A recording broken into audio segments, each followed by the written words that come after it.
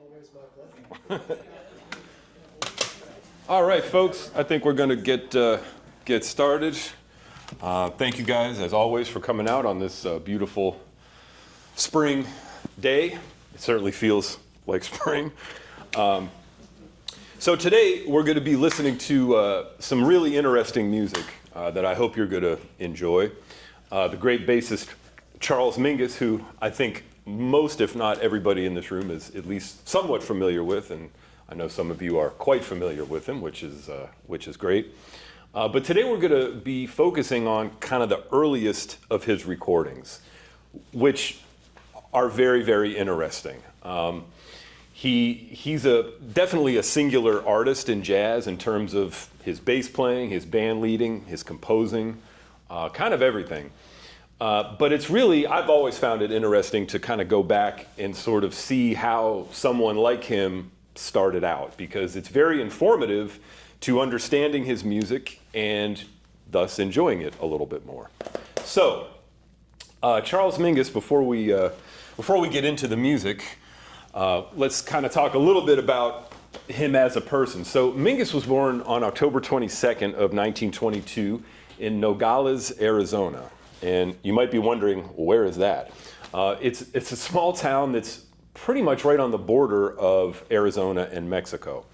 But by the time Mingus was in junior high or so, his family had relocated to Los Angeles, and he was basically raised in the Watts neighborhood of Los Angeles, which is one of the most important black communities in LA, very similar to the Hill District here in Pittsburgh. And that's where his music career really began. He started playing trombone and cello. He played cello quite well. He even studied with the great West Coast bassist and tuba player Red Callender, who's also on a couple of the recordings that we're going to be hearing today. Really great West Coast musician. Red Callender also, by the 60s, was kind of part of the Wrecking Crew group of musicians who made a lot of great pop records.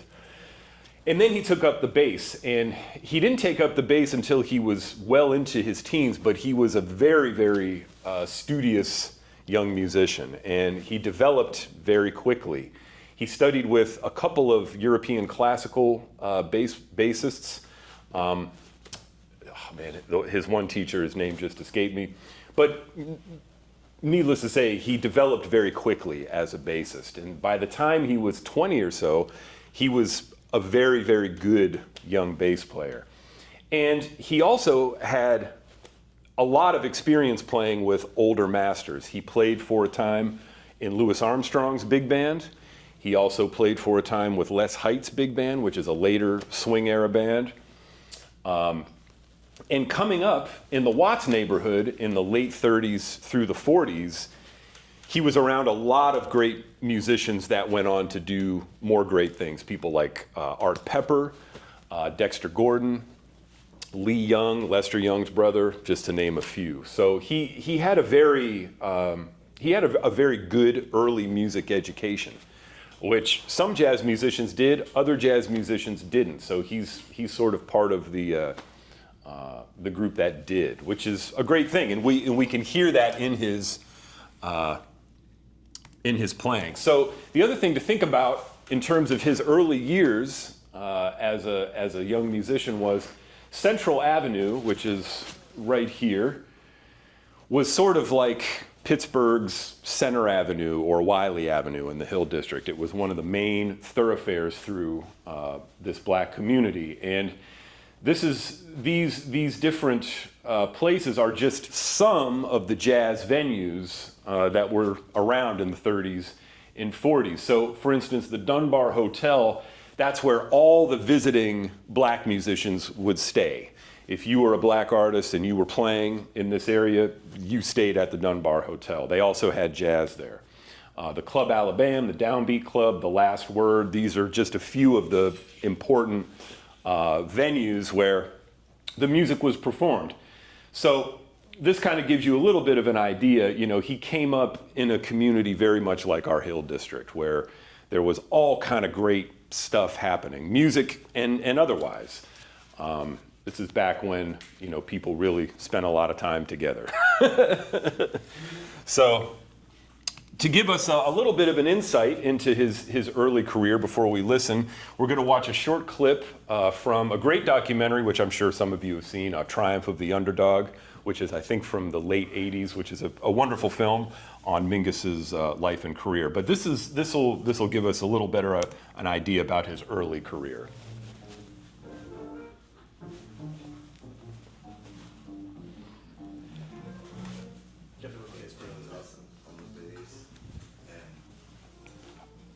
I screwed this up the last time.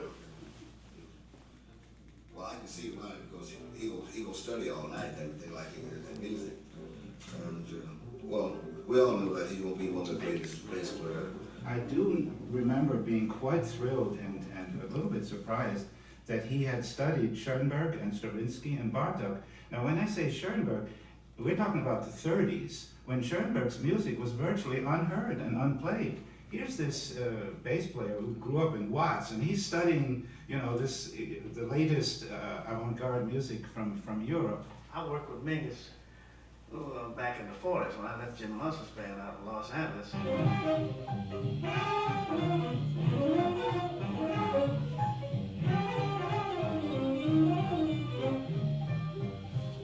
There's many clubs on Central Avenue back then, and the guys would always be jam sessions and things. Mingus was one of the guys. He was growing just like we all were growing then.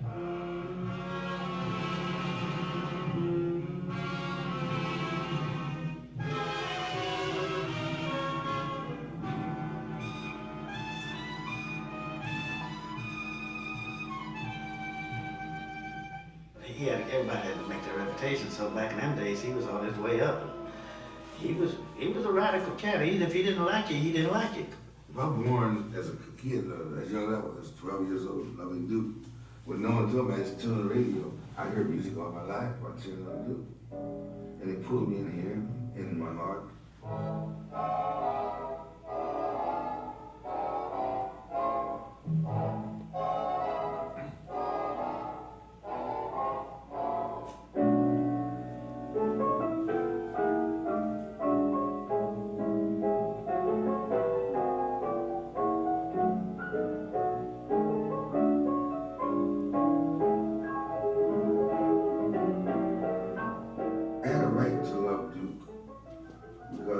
Everyone has a right to tune in to something that they love.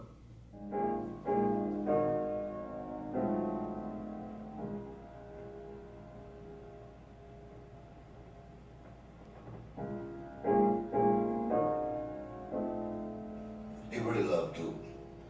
And sometimes I think he always thought I got to be greater than Duke. Maybe that's sometimes he overwrite, I think, sometimes, because I got to beat Duke in this writing.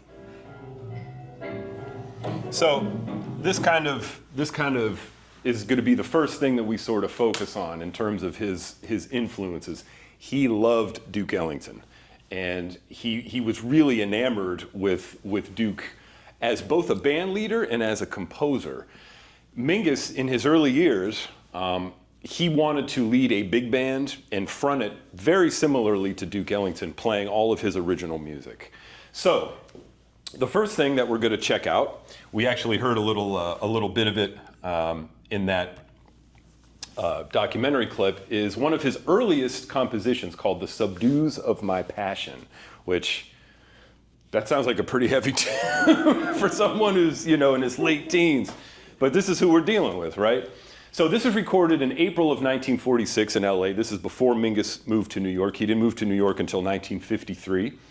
And it features an incredibly interesting group of musicians. So the gentleman who was in the documentary, Britt Woodman, is on trombone, who's one of the great trombonists. He spent a lot of time in Duke Ellington's band. Buddy Collette is a name you might not know, but Buddy Collette is a very important West Coast musician. He was a great alto saxophonist, flute player. He played a lot of different woodwind instruments. He made a ton of records as a studio musician, but he was also an incredible jazz player. Charles Mingus on bass, Lester Young's brother Lee Young on drums, a female pianist who's very rare named Lady Will Carr, that is a woman, and as the story goes, her father really wanted to have a son and name him Will. but he had a daughter, so he literally named her Lady Will Carr. Which I guess that's one way to do it, you know. But anyway, let's take a listen to this. This is a composition and arrangement that is very, very reminiscent of Duke Ellington. So this is a great way for us to kind of hear one of his biggest and earliest influences. So let's see. Let me cue this up here. 1 second.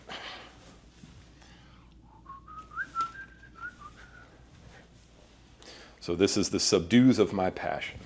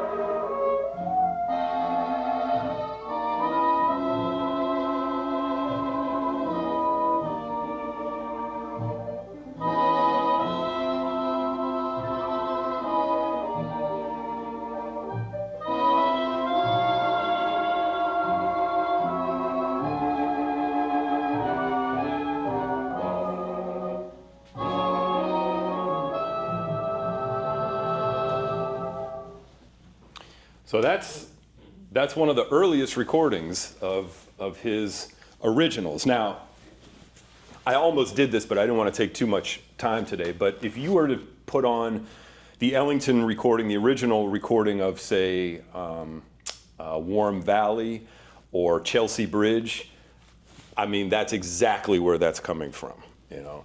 And what's great is that, you know, when you can hear an artist like Mingus, when you can hear those influences in his music, as a musician, it just kind of makes me feel good, because everybody begins or starts out sort of imitating something, you know, no matter how, I mean, even the most unique of innovators in this music, that's how they start, you know, they start out trying to do something that someone else already did that they love, and Mingus was no exception. So it's also, I mean, for a person in his like early 20s or so, that's pretty impressive to write something like that and then to score it and then to make it real through the playing of it by other musicians is really something. So during this time, Mingus was on the West Coast. He's this young musician who's playing. He's playing in a lot of different groups, and he's starting to write and record his own music.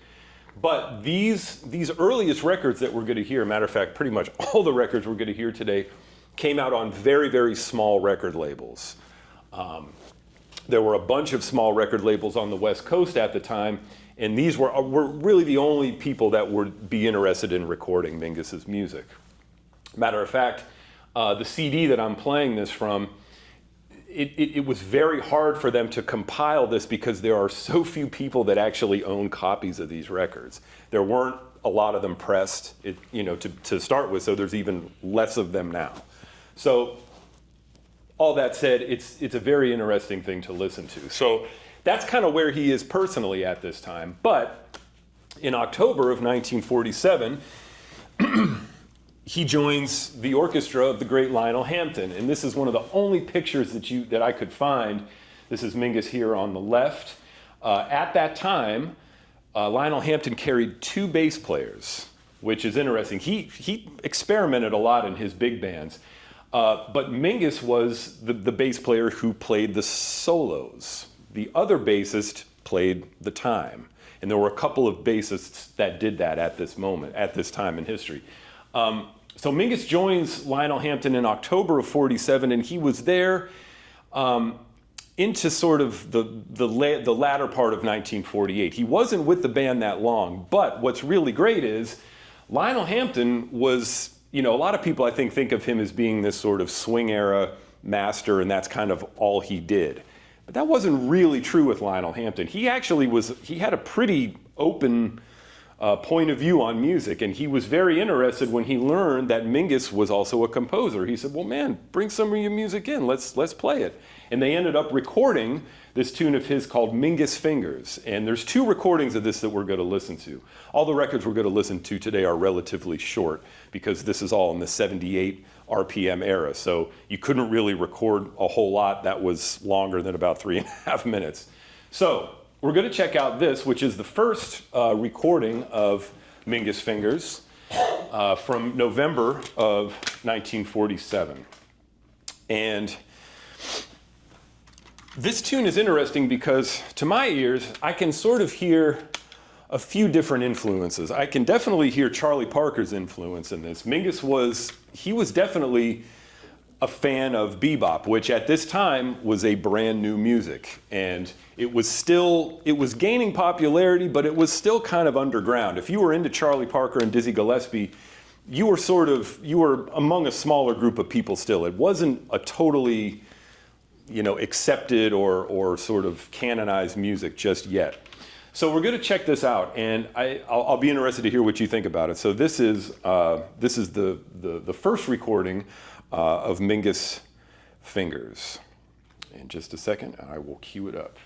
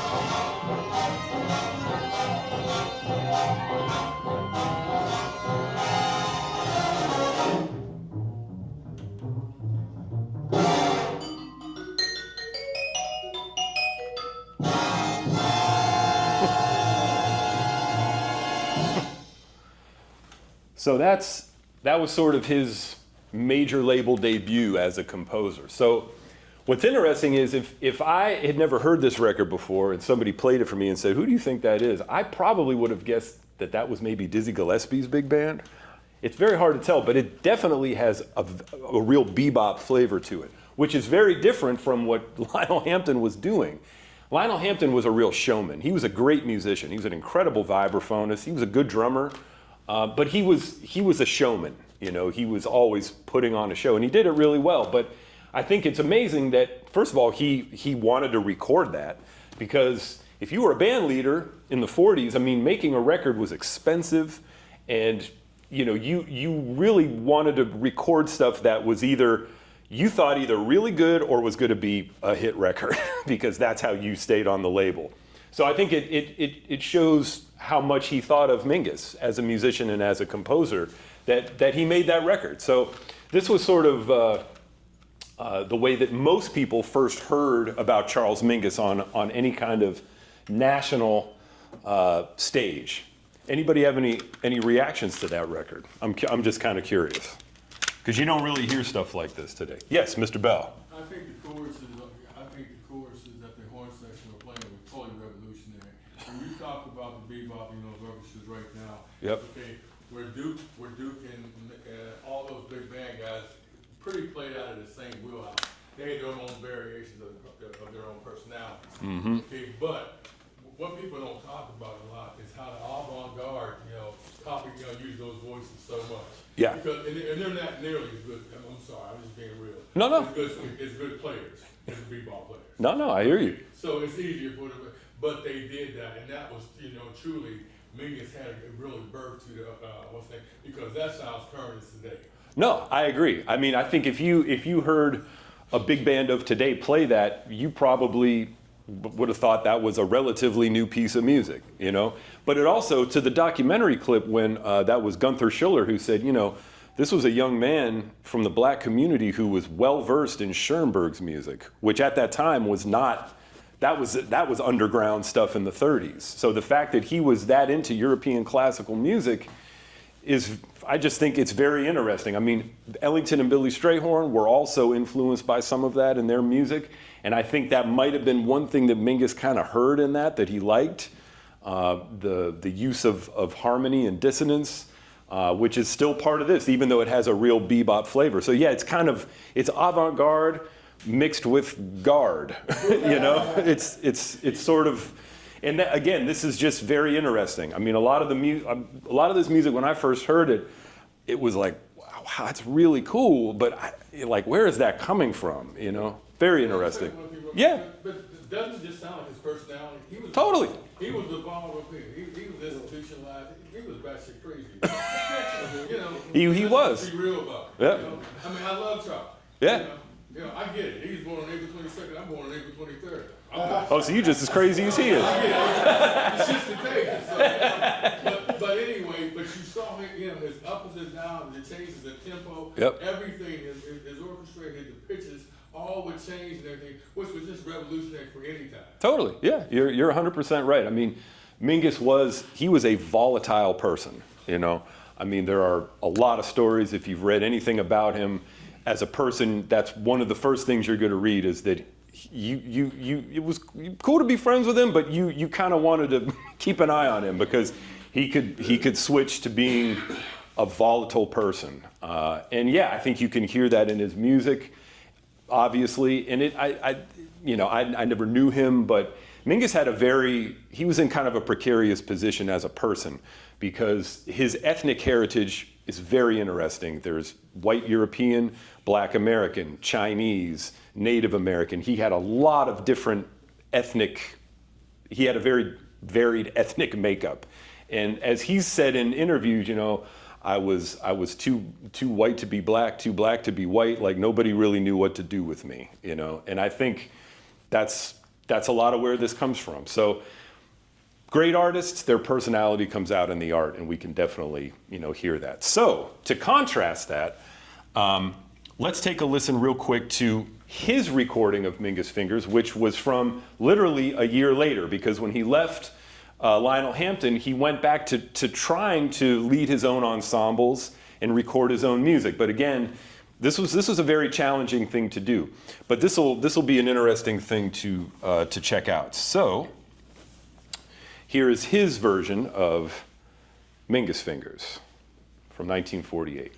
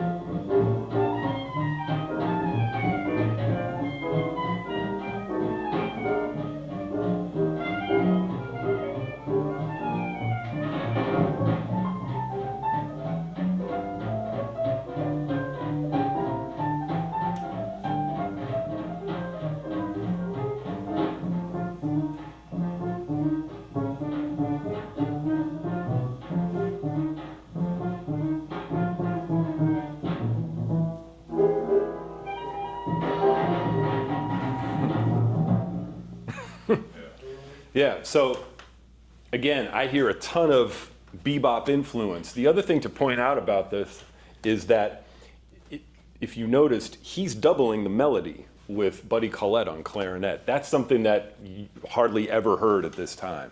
Mingus was one of the first really great bassists, players of the instrument. At this time, in 1948, there were really only a few other bass players that played the instrument as well as him. Ray Brown, of course, Jimmy Blanton, although Jimmy Blanton had passed away by this time. There were not a lot of people that could play the instrument technically that well to play stuff like that.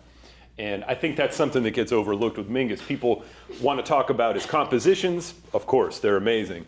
And they want to talk about what a unique band leader he was. Absolutely. But he was truly one of the greatest bassists in jazz history. I mean, he was a magnificent player of the instrument. So, moving right along, we're going to hear another really, really interesting recording. So this was a part of the later period of his early period, right before he moved to New York. And this finds him in the studio with a really large band, 22-piece bebop big band is how it was put on the label. And that's kind of true. It was a 22-piece band, which is pretty big. And this is also one of his classic compositions. So on this recording, it's listed as Inspiration, but this is also the same as his beautiful ballad, Portrait, which has been recorded a number of times by Mingus and a number of times by other artists as well. And it features some really incredible musicians. We're going to hear from Eric Dolphy, who was only 20 years old on this record. This is before Eric Dolphy moved east to New York. He was a young man. We're also going to hear from the great Russ Freeman, who's one of the great West Coast pianists. Britt Woodman again on trombone, and the great Jimmy Knepper, who would have a long career with Mingus into the 1960s. If any of you know Reggie Watkins here in Pittsburgh, Reggie is quite close with Jimmy Knepper's family. He actually has one of Jimmy's horns, and Reggie recorded a really nice Jimmy Knepper tribute record as well. So he has some Pittsburgh connection. But let's check this out. This is a really beautiful ballad, and again, he's scored this. Mingus has for a very large group of musicians. This is not an easy thing to do. Even if you have a great composition, to score it for a large ensemble takes a lot of musical knowledge and a lot of musical understanding in terms of writing for different instruments. That's a very important thing. So let's check this out. Alrighty, we'll cue this up. This is from 1949, recorded in Hollywood.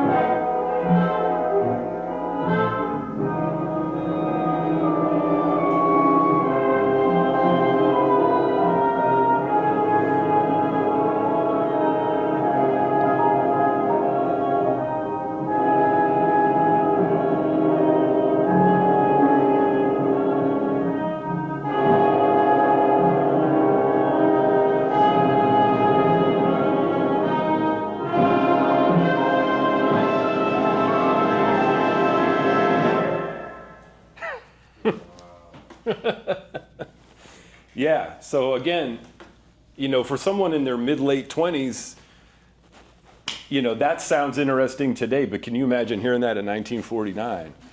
I mean, the pop tunes were, you know, how much is that doggy in the window, you know? And so, I mean, this is again like that marriage of the avant-garde and the garde, you know? It's pretty incredible stuff. So, anybody have any comments on that? George? Yeah, I mean, it's just amazing to me, like any great painter or, you know, like a Kurosawa, like a filmographer, just Yep. the foreground and the background. And Yes. you know, Yes. the imagery that he creates. Yeah. There's so many things that each individual person could interpret listening to that. Yeah. But when you have a master artist performing their craft, at least for me, there's always that place it takes you. Totally. Yeah. That is quite a place. Yes. Yeah, it is. It's pretty amazing. Shortly after this was recorded, Mingus became very disenchanted with the music business. Imagine that. And he basically was like, okay, I'm done with this. He took the exam at the post office and he became a mailman. And that's what he did for a while. And as they say, now for something totally different. The next group that he was a part of was completely different from anything that we've heard. So in 1950, the vibraphonist and xylophonist Red Norvo, Red Norvo is someone who's not known now, but in the 30s he had a great big band and he played the xylophone, although he always pronounced it xylophone. Phil Schapp would want me to point that out. And in the late 40s, early 50s, he got a trio together. And their bassist, after they got to the West Coast, their bassist left.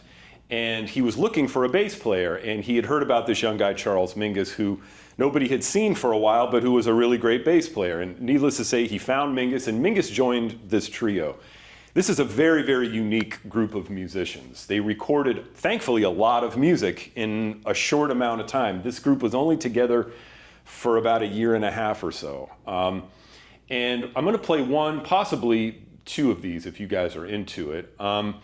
What's interesting about this group, first of all, the instrumentation is interesting. Vibraphone, he also did play xylophone or xylophone, guitar and bass, which was an interesting combination at that time.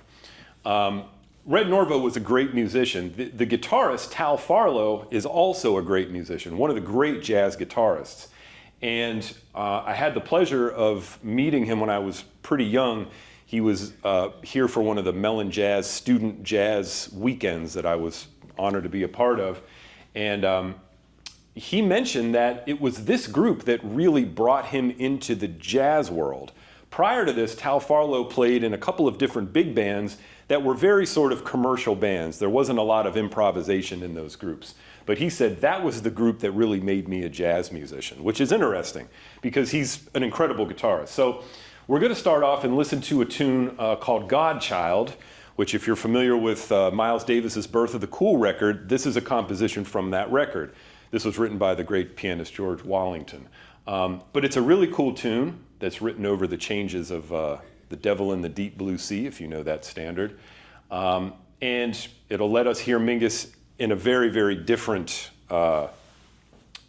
setting than we've heard him in so far. So let me cue this up. This is Godchild from the spring, May of 1950.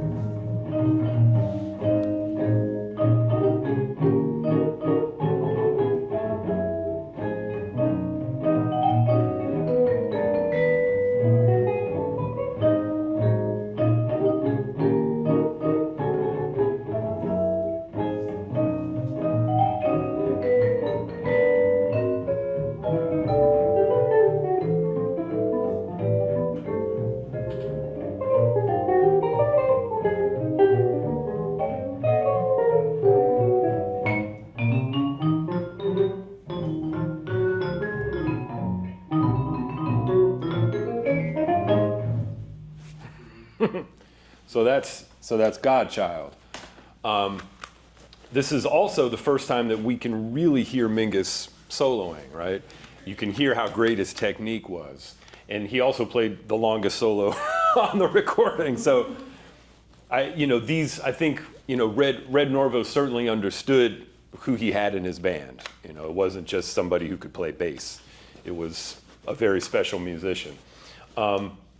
This group was together for, like I said, only about a year and a half or so. You guys want to check out Mood Indigo from this group? This is a very unique version of Mood Indigo. So here we go with that.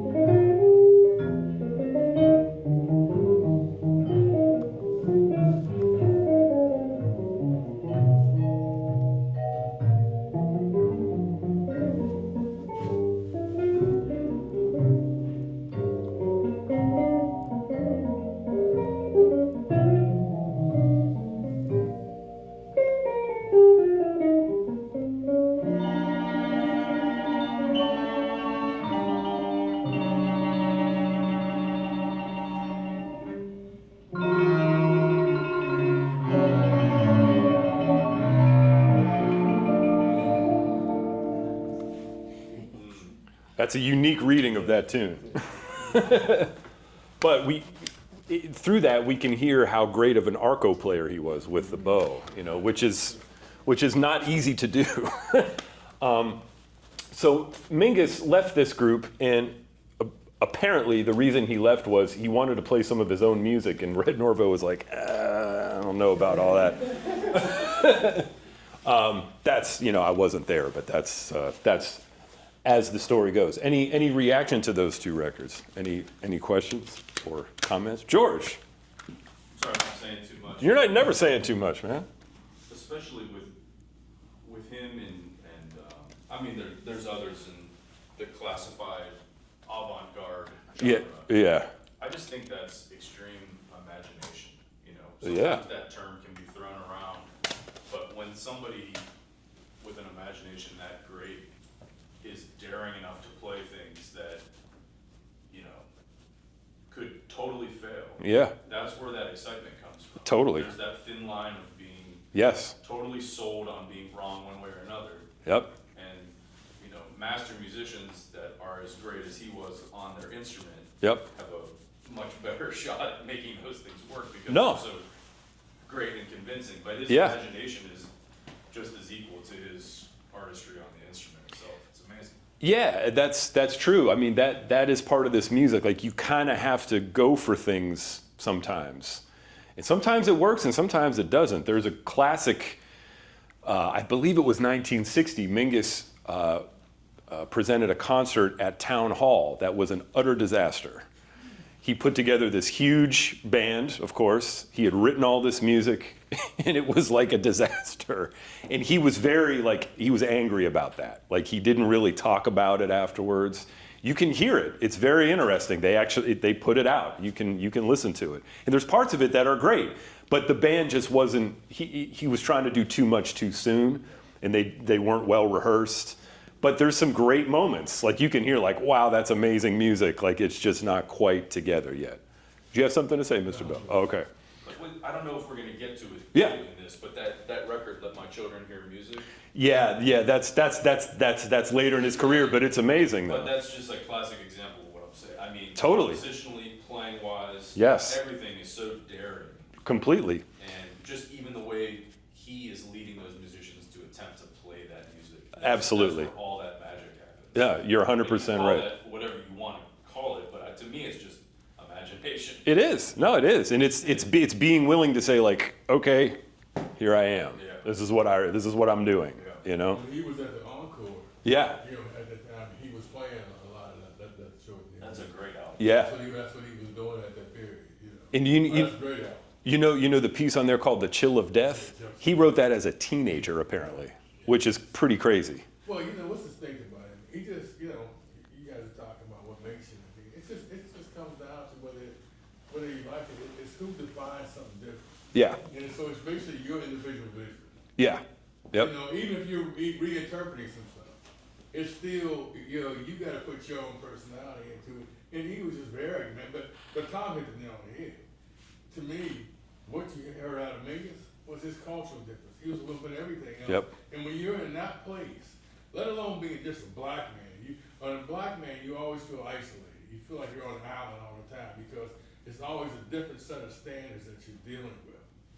Okay, but so he had all this multicultural shit. To me, there's no such thing as biracial for a black person in America. Yeah. Every black person in America is biracial because we wouldn't be the color we are. We don't look like traditional Africans. Yeah. So it's a really misused term that some Western bullshit came out with. Yeah. I'm sorry if that conflicts with anybody. Just being real. Talk, man. We're all basic.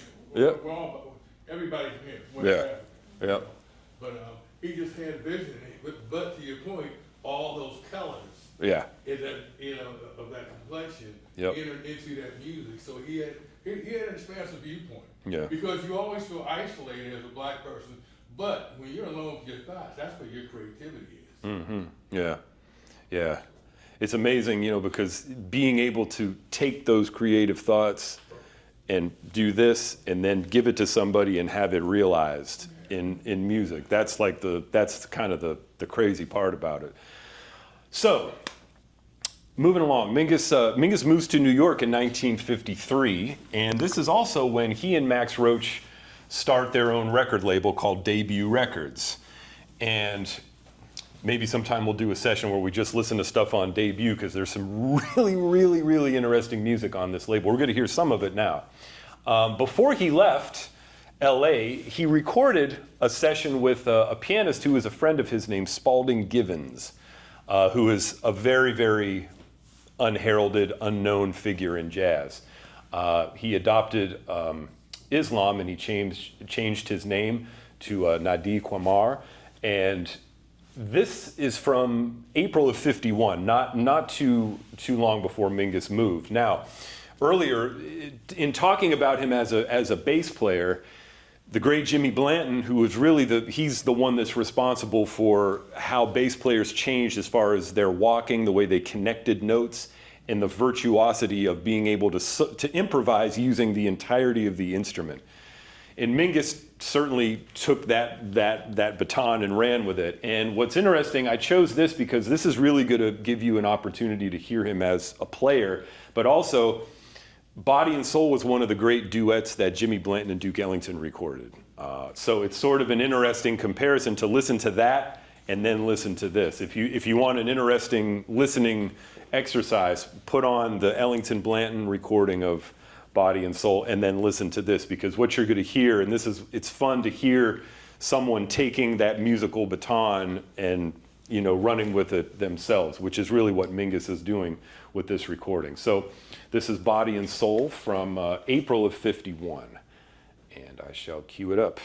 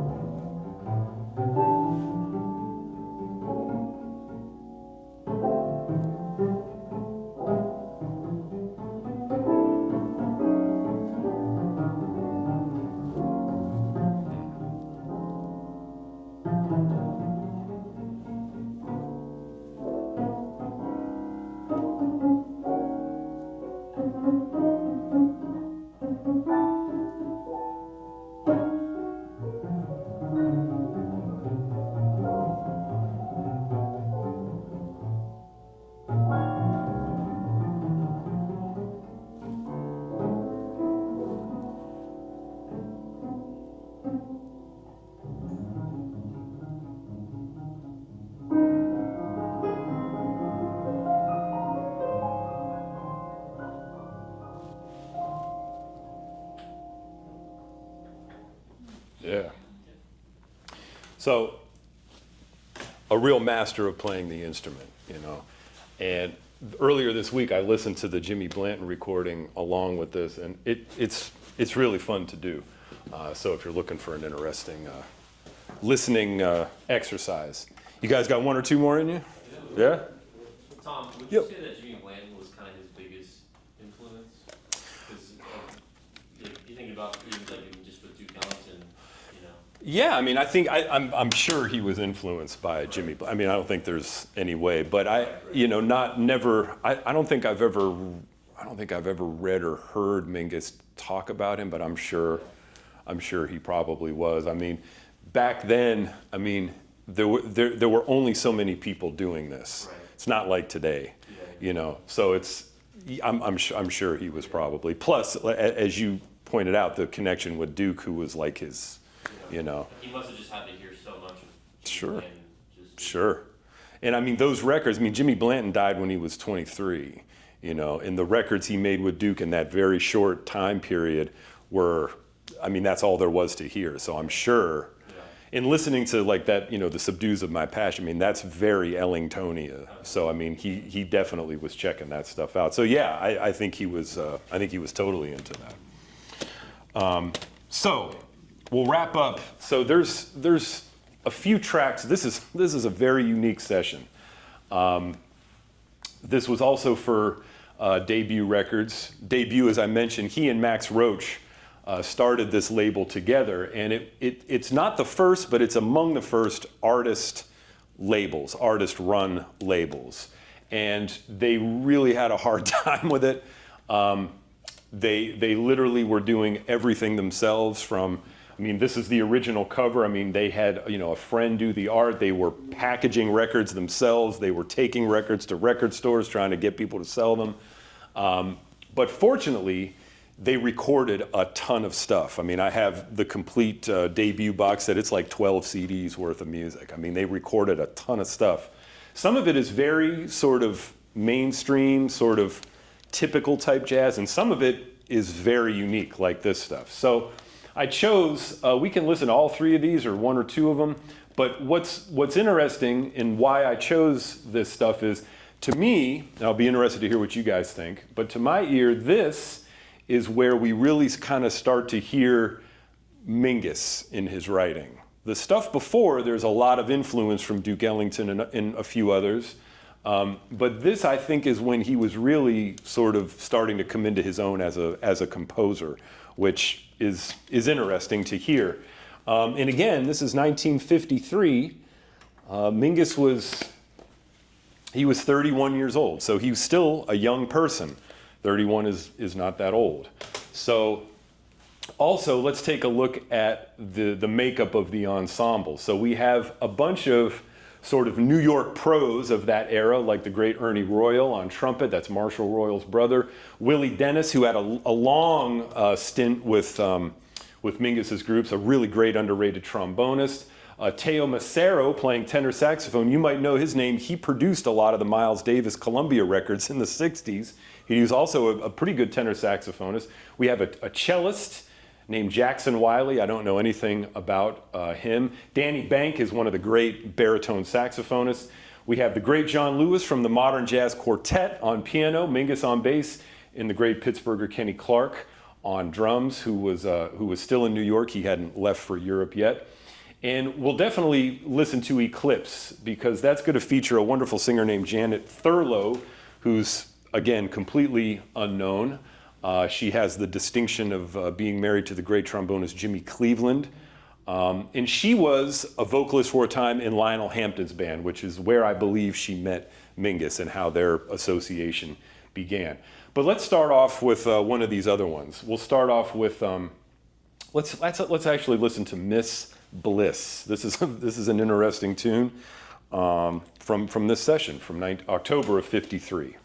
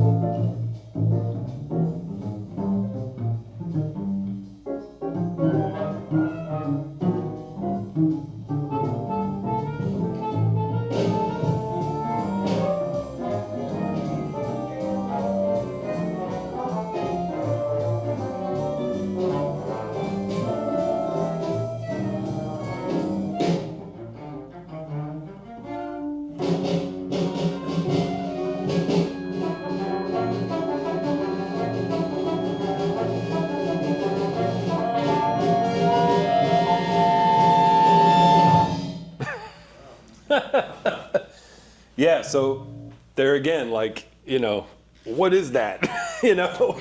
It's very unique. So much of this music, there's not a ton to compare it to, especially as he advances in his career. All of a sudden, it's like, man, that's just what that is, So why don't we finish up and we'll hear this beautiful ballad, Eclipse. He recorded this a few times in his career, and it's a very haunting, beautiful tune. And I believe he composed the lyrics as well, although I'm not 100% sure on that. Needless to say, this is a beautiful ballad. And to my ear, when I hear this music from this date, you can certainly sort of hear the beginnings of what would become records like Mingus Ahum and Black Saint and the Sinner Lady, and some of the other larger ensemble things he would do in the 60s. You can hear sort of the beginning of that. And this, to me, sounds a lot more Mingus-like than the other stuff. So at the age of 31, his sort of original voice as a composer, band leader, arranger is really sort of coming out. So let's finish up with this. Let me make sure I play the right take of this. So this is Eclipse featuring Janet Thurlow on vocals.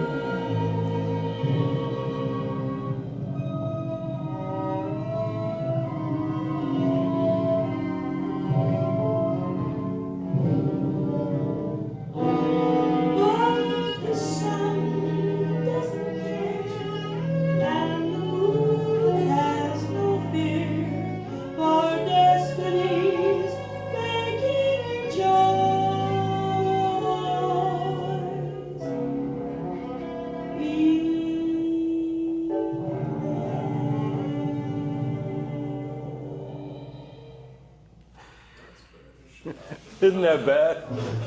I mean, That's okay. it's an amazing tune, and again, that orchestration is just like, parts of that, it sounds like movie music, it sounds like it could be for a film. So does anybody have any comments or questions before we wrap it up? Okay. Yeah, no, it's okay. A lot of his music I don't have a comment on either. You just kind of take it in, and it does what it does to you, you know, which is what all great art is supposed to do, you know. If you're new to Mingus, or especially the early part of his career, I would encourage you to check out as much of it as possible, because it's interesting, great music, and it will really give you, I think, in my opinion, it'll help you enjoy his later stuff. Because some of his later stuff is it's intense. You know, some of it is I mean, he was an intense guy, when you can definitely get that from his music. But I know for me personally, as I've learned more and listened to this, it's definitely helped me enjoy some of the later stuff. So thank you guys so much for coming out today. Yeah, man. Just a quick programming note. Next month, we'll be here on the first Saturday of May, but we're going to do something a little bit different next month. We're not going to be listening to a bunch of different recordings. We're actually going to be screening a documentary, which is a really wonderful film called A Joyful Noise, which is all about the great Sun Ra. So if you're curious about Sun Ra, or if you're a Sun Ra fan, it's a really great film. We'll be screening the film and then having a little talk back afterwards. So if you're interested, please consider coming out next month. And I hope I see you all real soon. Thank you guys so much. Thanks everybody at MCG.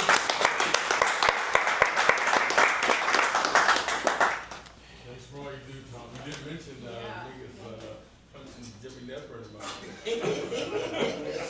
You know, I wasn't trying to talk all about it, man.